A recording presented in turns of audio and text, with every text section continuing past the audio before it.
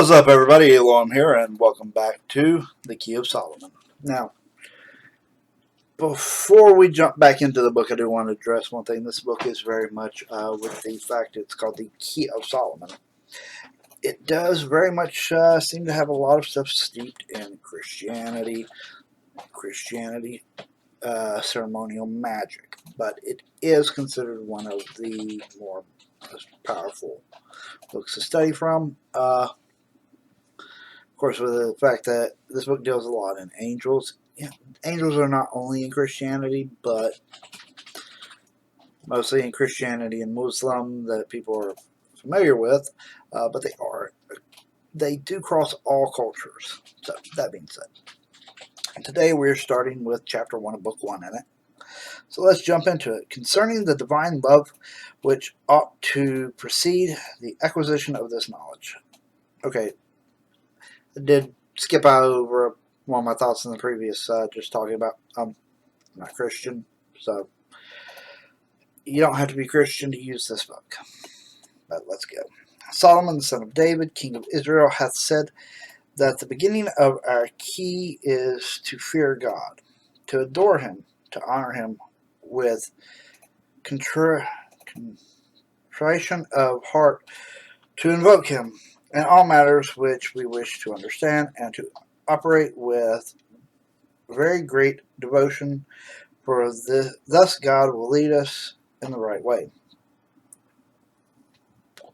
When, therefore, thou shalt wish to acquire the knowledge of magical arts and science, it is necessary to have prepared the order of hours and days, and of the position of the moon, without the operation of which thou canst effect nothing. But if thou observe them with diligence, thou mayest easily and thoroughly arrive at the effect and in which thou desirest to obtain. And that's it for chapter 1. Okay, now for chapter 2, of the days and hours and the virtues of the planets. When thou wishest to make an experiment or operation, thou must first prepare beforehand all the required which thou wilt find described in the following chapters, observing the days, the hours, and the other effects of the constellations which may be found in this chapter. It is therefore advisable to know that the hours of the day and of the night together are 24 in number, and that each hour is governed by one of 7 planets in regular order, commencing at the highest and descending to the lowest. The order of the planets are as follows. We're going to skip all these weird names for them and just go with the normal names, okay? Saturn, Jupiter, Mars, the Sun, Venus, Mercury, the Moon, which is the lowest of all planets. Now, there's a lot of other stuff here that I'm skipping over because it's weird words like Shibithaya, or how do you say that? It's literally SHBTHAI. So yeah, I just gave you the names you're going to know them by. It must therefore be understood that the planets have their dominion over the day, which appreciates nearest upon the name which is given and attributed unto them. This over Saturday is Saturn, Thursday is Jupiter, Tuesday is Mars, Sunday is the Sun, Friday is Venus, Wednesday is Mercury, and Monday the Moon. I wonder if that's why Mondays always suck. The rule of the planets over each hour begins from the dawn at the rising of the sun of the day, which takes its name from such planet. And the planet which follows follows it in order.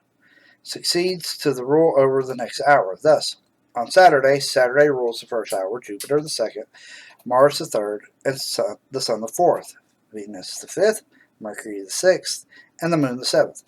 And Saturn returns to rule over the eighth, and the others in their turn. The planets always keep the same relative order. Note that each experiment or magical operation should be performed under the planet and usually in the hour which refers to the same. For example, in the day and hour of Saturn,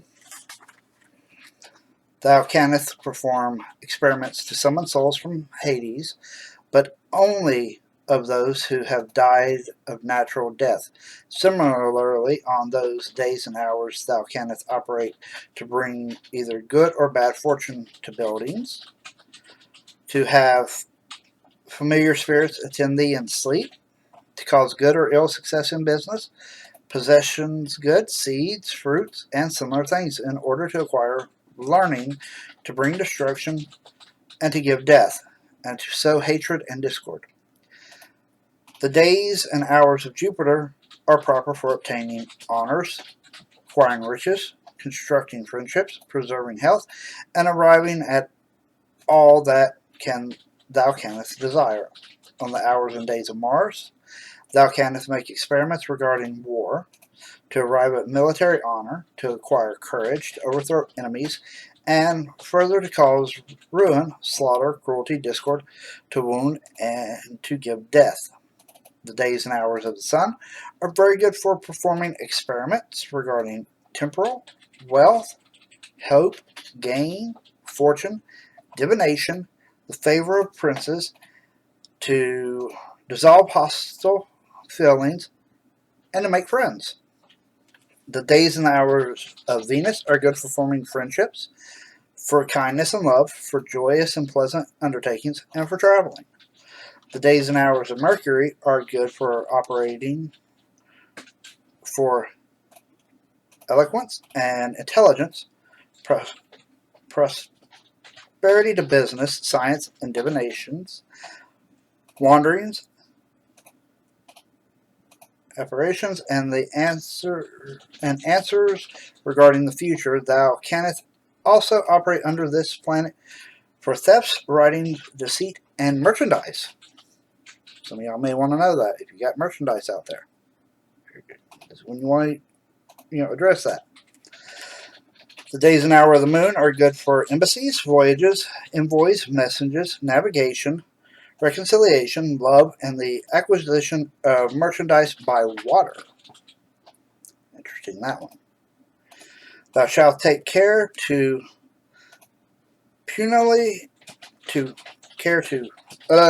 getting tongue-tied, guys. This is not easy for me to do with, having no teeth makes it hard to read out loud. Okay. Thou shalt take care punitively to observe all the instructions contained in this chapter, if thou desirest to succeed, seeing that the truth of magical science dependeth thereon. The hour of Saturn and of Mars and of the Moon are alike good for communicating and speaking with spirits, as those of Mercury are good for recovering thefts by the means of spirits. The hours of Mars serve for summoning souls from Hades, especially those slain in battle. The hours of the Sun, of Jupiter, of Venus are adept for preparing any operation whatsoever of love, of kindness, of invisibility, as in hereafter more fully shown, to which must be added other things of a similar nature which are contained in our works. Thus, the hours of Saturn and Mars are also the days on which the moon is conjectured with them, or when she receives their operation or quadrant aspect, are excellent for making experiments of hatred, enmity, quarrel, and discord, and other operations of the same kind which are given later in this work. The hours of Mercury are good for undertaking experiments related to games, rallies, jests, sports, and the like. the hour of the Sun, of Jupiter, and of Venus, particularly on the days which they rule, are good for all extraordinary, uncommon, or unknown operations. The hours of the Moon are proper for making trials of experiments relating to recovery of stolen property, for obtaining nocturnal visions, for summoning spirits in sleep, and for preparing other things related to water. The hours of Venus are furthermore useful for lots, poisons, all things of the nature of Venus, for preparing powders, provocations of madness, and the like things. But in order to thoroughly effect the operation of this art, thou shouldst perform them not only on the hour, but on the day of the planet, as observest the rules laid down later on. For if thou omittest one single condition, thou wilt never arrive at the accomplishment of the art. For those matters then which appertain to the moon, such as the invocation of spirits, the work of necromancy, and the recovery of stolen property, it is necessary that the moon should be in a terrestrial sign, viz. Taurus, Virgo, or Capricorn. For love, grace, and invisibility, the moon should be in a fiery sign, Aries, Leo, or Sagittarius. For hatred, discord, or destruction, the moon should be in a watery sign, Cancer, Scorpio, or Pisces. For experiments of a particular nature which cannot be classed under any certain head, the moon should be in an Aries sign, Gemini, Libra, or Aquarius. But if these things seem unto thee difficult to accomplish, it will suffice thee merely to notice the moon after her combustion or conjunction with the sun, especially just when she quits his beams and approaches visibility. For then it is good to make all experiments for the construction and operation of any matter. That is why the time from the new unto the full moon is proper for performing any of the experiments of which we have spoken above. But in her decrease or wane, it is good for war, destruction, and discord. Likewise, the period when she is almost deprived of light is proper for experiments of invisibility and of death.